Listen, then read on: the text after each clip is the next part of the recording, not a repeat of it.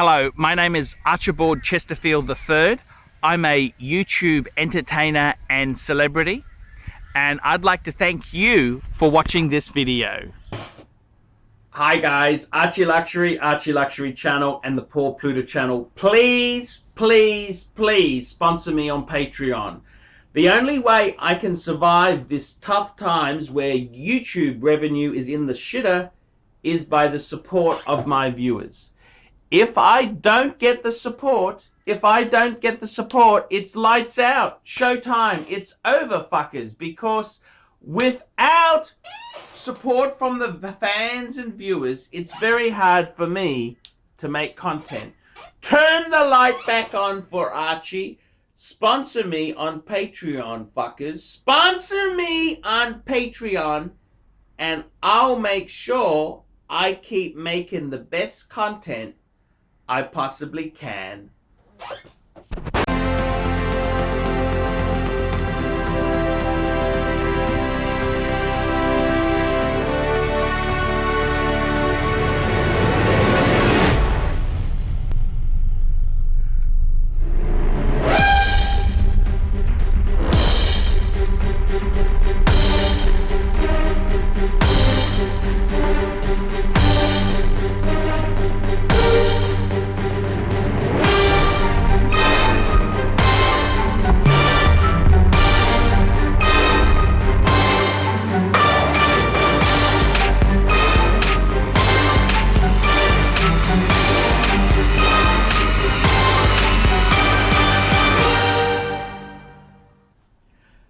Hello, I'm Poor Pluta. Welcome to the Poor Pluta channel. Today I'm doing a paid review for Horology Fanboy.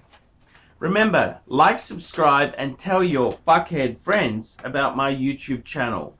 Man cannot live on Google Ads alone, so please look in the description of this video for 10 ways you can keep me full-time on YouTube. Okay, let's have a look at this email that's come in. Hi Arch, I'm a big fan of yours and have watched your program almost every day. You are really entertaining, honest, and very knowledgeable.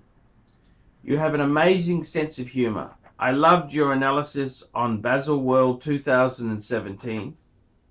I am 36 years old and work as an executive in a multinational European bank and currently live in the United States. I have sent you $35 via PayPal for a paid watch review. Please refer to me as Horology Fanboy and don't use my real name. I was always interested in watches and became serious about a year and a half ago. My current collection is modest and comprises of 1. Explorer 1 39mm purchased in 2015.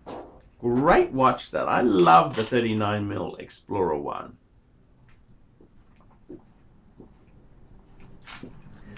Number 2, a GMT Master 2 Pepsi 16710, bought used from a reputable dealer with no papers. I paid retail for the Explorer 1. I know, dumb move, but that was my first watch and I had not been schooled by the pontiff. I've attached pictures of my watches below. I want to get expert advice on what I should buy next. My considerations are as below. Rolex Daytona pre-ceramic if possible with zenith movement. Number 2, Audemars Piguet Royal Oak 37mm white dial 15450. Number 3, Lange & Son 1815 white gold. Number 4, Rolex Cellini black dial. Number 5, Patek Aquanaut 38 or 40mm. I know it's kind of a bit of an overlap, but I am most hasty and have come to the pontiff for some direction. The reasons why I've chosen them are as follows. The Rolex Daytona is a bulletproof investment and makes sense. I like the Royal Oak, especially the 37mm, as my wrist is relatively slim. I like Lange and Son. They are fantastic, and I think it would be a great watch, especially as it is aspirational, clean and classy. I know your feelings on the Cellini, but you reconsider it for a work watch, especially for a young guy. I like the Aquanaut and thought that is an entry-level Patek and looks cool, gives an edge and something that would go with my age without looking too stuffy. What is your advice on what I should buy next? Should I go for a serious watch on a leather strap, or you think I should stick with some sports watches, or should use Explorer 1 as a work watch for now? I'm also happy if you suggest something else, but I don't want a Reverso, Explorer 2 Polar, or Speedmaster Professional, which I bought right after the Explorer 1 but sold as I thought the dial was too big for my wrist. Please make a nice video, Arch. You rock. Don't listen to the haters and keep going strong. Best regards, Horology Fanboy. Thank you so much. So, Horology Fanboy currently has two wonderful watches. He's got the Explorer 1 39mm and he's got a Pepsi GMT Master 2. Who now wants a third watch and he's asking me for my opinion. So let's have a look through this list. Let's cross a few contenders out. Okay, the Rolex Daytona pre-ceramic with zenith movement. Great idea. We'll leave that on the list. AP Royal Oak 37mm. Look, I got to be honest with you. If you're going to buy an AP, you've really got to buy the 39mm. The 15300. I think the 37mm one, it's going to be a very hard sell, so I would cross that off. No, your only AP you'd buy is a 15300. The A. Lange & Son, ooh, beautiful, tick that, yes, that's a possible. The Cellini, do not buy a Cellini. They are poison. They are absolute poison. Retail. See, it's like this. Rolex does sports watches. Sports. They don't do dress watches. Okay? And it's like this. You buy a Porsche. It's a sports car. The SUV side, bit of a compromise. If Porsche doesn't make luxury saloon.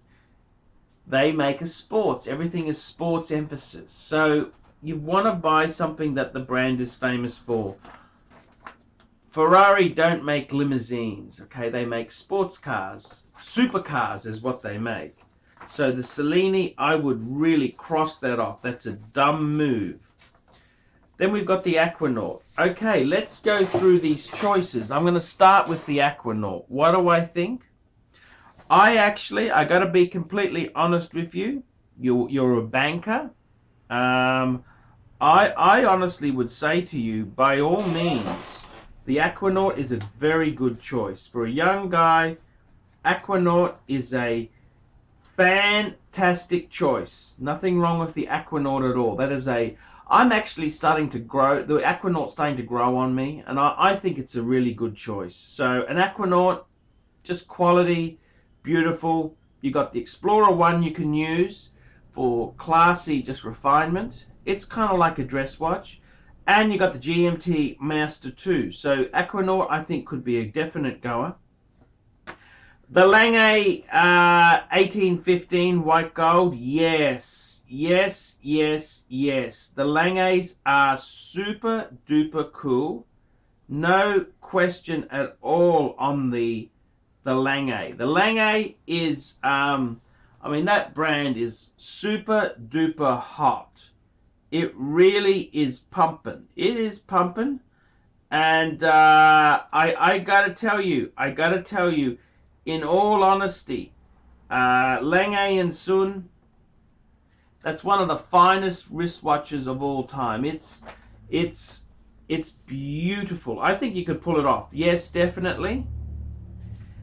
And then we're looking at the Rolex Daytona. Look, pre-ceramic with the zenith movement. That is very fucking smart money. That is investment potential. I'd also say I'd like to throw in. So that's 3 watches we've narrowed it down to. I would like to add on there a Patek a Patek Philippe. I'd really like to add a Patek, like a Calatrava, like a 5196, which is, you know, mechanical watch with just elegant precious metal head on a leather strap, because that's not going to be terribly much different to the Aquanaut. So, okay, what would I choose? What would I choose? Now, this is when you start shopping. If you're a used buyer, this is what you start doing. You start saying, okay, I'm looking at either a nice Lange, an Aquanaut, a Calatrava, or a Daytona. You want to see which one is in nice condition, nice, you know, nice, whether it's a box and papers you're really after, or, you know, you're just going to have a look around, see which one pops to you. I think myself, what would I go for? If it was me, I mean, that is a really cool selection. What would I choose?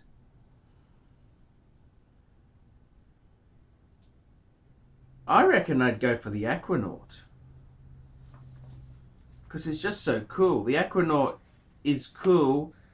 It's I think it's just it's not necessarily an entry-level Patek. That's like saying an entry-level Rolls-Royce. You know, is there such a thing as an entry-level Rolls-Royce? I mean, extremely, you know, the movements they use a 3-4 movement, which they use in Calatravas, they use in so many things. There's nothing inferior about an Aquanaut. That is a super duper cool watch. So I give you the thumbs up. I reckon that could be a wonderful piece to add there.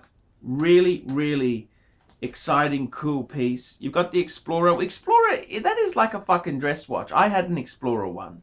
I had a 36mm 1016, and I mean, you can really wear that. It doesn't have a date. It doesn't have any complication. Just a very simple, elegant watch. That is basically what a dress watch is. So, I reckon this Aquanaut pushes the envelope. I mean, I think the Nautilus has gone a bit passé, whereas the Aquanaut is kind of really fucking cool. Really, really cool. So, by all means, I'd really consider that. So, it's a shame. It's a shame you say there that you it's a shame that you say what are you saying here?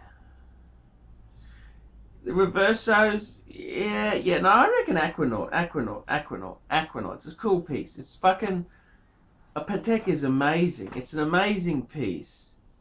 Doesn't follow the rules. Go for that. Second choice would be the Lange 1815. Third choice would be the Daytona. Nothing wrong with the Daytona. They're super cool. But I reckon it's time to get something a little different just for the collection. I'm Paul Pluta. This is the Paul Pluta channel.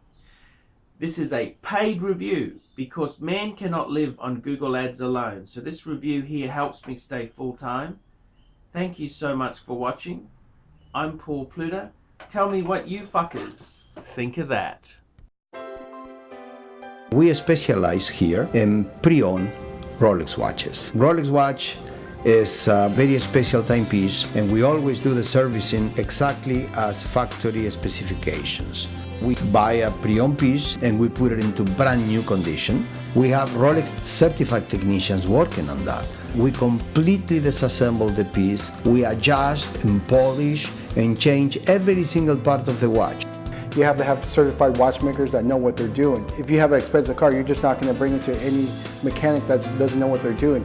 You spend $5,000, it's like if you put money in the safe deposit box.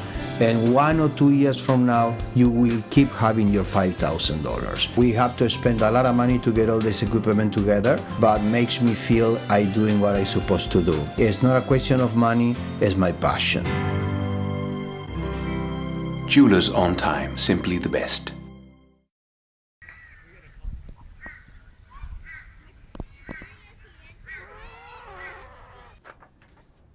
Hello, Paul Pluta on the Paul Pluta channel. And today, fuckers,